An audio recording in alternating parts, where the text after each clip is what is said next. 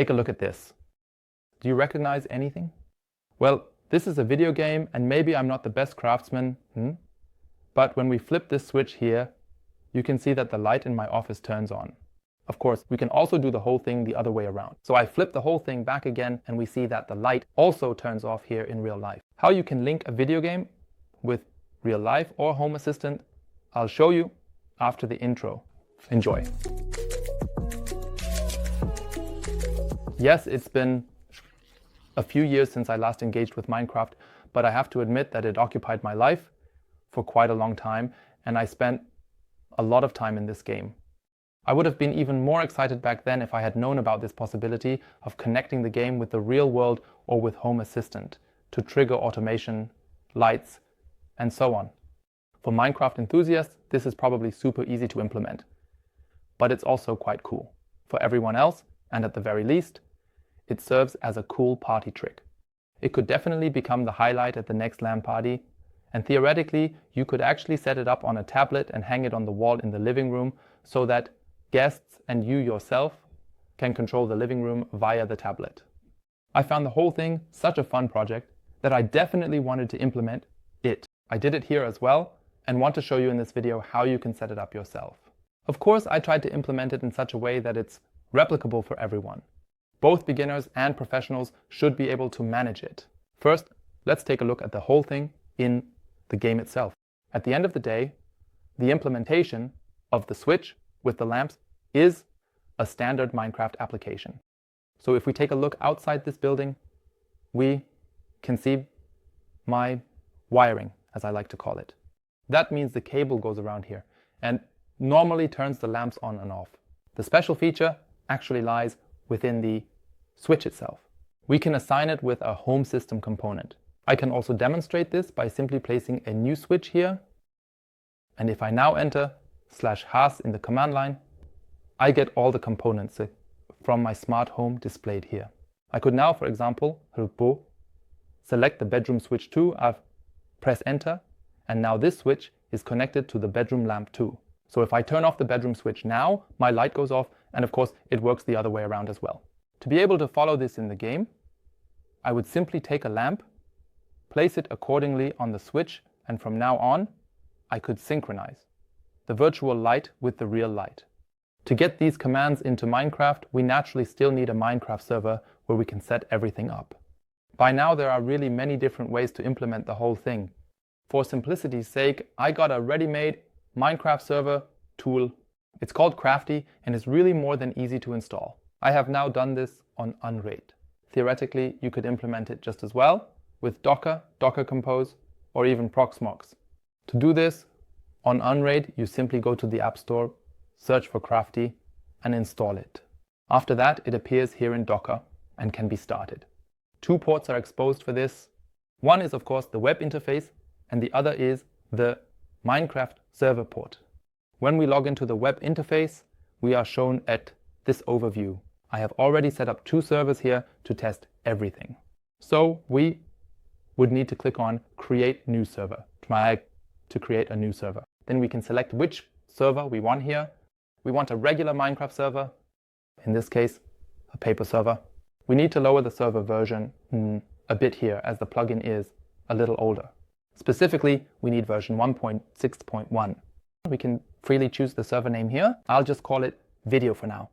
Then we can give it a few specifications here. Depending on what kind of computer you have behind it, you can limit the RAM. And that's about it. Next, we can click on Build Server here, and then it takes a little moment because the server is automatically downloaded, built, and then also directly started. Or rather, we need to click on Start here once beforehand to initiate the process and accept the Minecraft terms of use. Normally there should also be an error message here that the latest Java version is not supported. We also need to adjust this, and for that we go to Config, and then we see Override Current Java Version. Here we need to choose one that is below 14. So I select 11 here, and then I can click on Save. Afterwards I can press Dashboard and Start, and should then see in the terminal how the server is slowly starting up. While it is starting up, I can already click on Files here, and ideally you should see folders slowly being created. Once the plugins path folder has been created, we can click on it and then right-click on this folder and select Upload. Here we need to download 2 jar files. I will of course link them for you in the video description.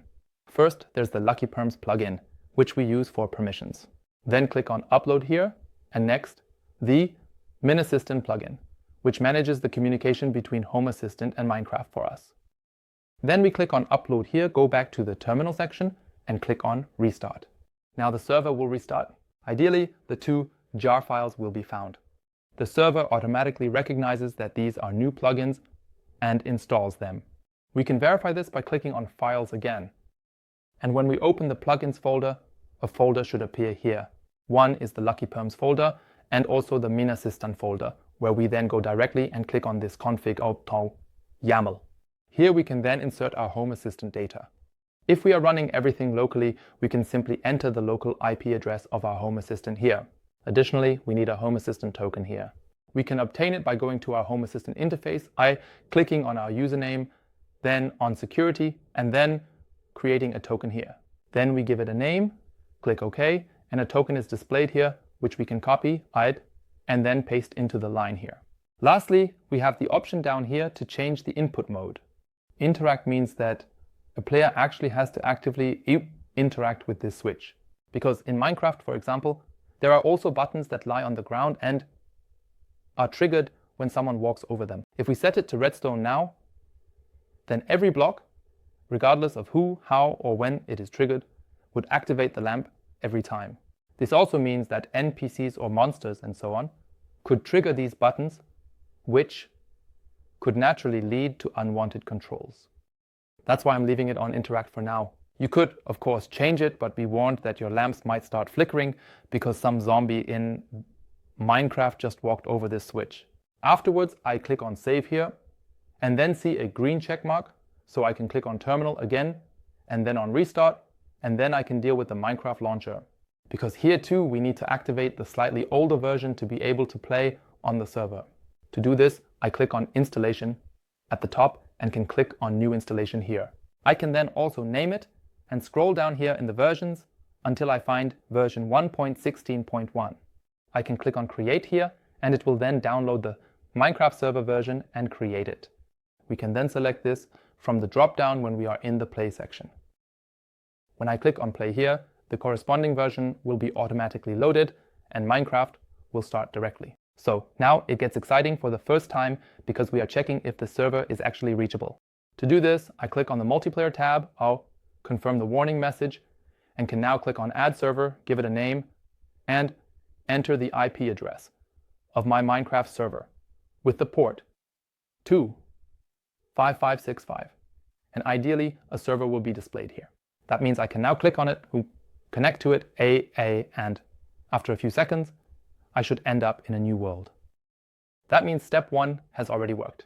Next, I could go into the console and enter has, but I see that it doesn't recognize the command yet. This means I still don't have the correct permissions. For that, it's best to go back to Crafty Terminal, and then we can grant ourselves administrative permissions in the command line. To do this, I enter OP, my username, and then I become the server administrator. Next, I still need permissions to execute this has command. For this, I enter LP, my username, permission for permission, set has asterisk so that I'm allowed to execute all has commands. We can also test this by entering /has here now. And then we see here that of course I would still be missing an entity, like a corresponding switch or a light that I want to control with it. Next, we will test whether the connection between Minecraft and Home Assistant works. And for this, I enter /has again, a space, and if that worked and a lot of switches, lights, and entities are displayed here in the command line, then I know that the connection has worked because it can already read everything from Home Assistant that I might have here. So to finally connect a light switch with a lamp, we simply need to place a light switch somewhere, use the command has, and select a specific light here. Look at the light switch or button we want to link with it, press enter.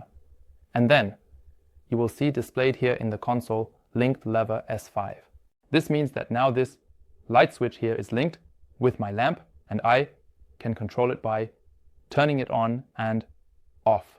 As mentioned at the beginning, to actually see this in the game, you would need to select a lamp to see how the status is reflected here. Finally, of course, the question, why do you need this and what possibilities does it offer? I would say, for anyone who feels like hosting a LAN party, it's definitely a cool party trick as mentioned at the beginning, and it's definitely worth trying out. Also, for those of you who have kids and might want to give them a treat, I think you can prepare a really fun surprise with this.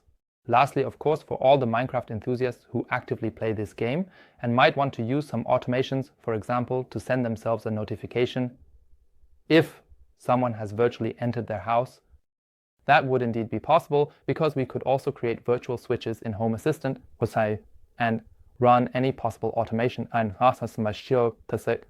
through it. For example, getting a push notification on your phone would be no problem at all.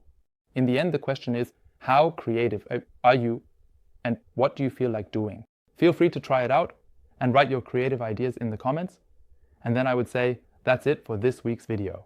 I hope you enjoyed it and maybe even found it helpful. If so, I would really appreciate a rating. If you don't want to miss anything, feel free to click on subscribe and then we'll see each other again next week for a new video. Until then, take care and goodbye.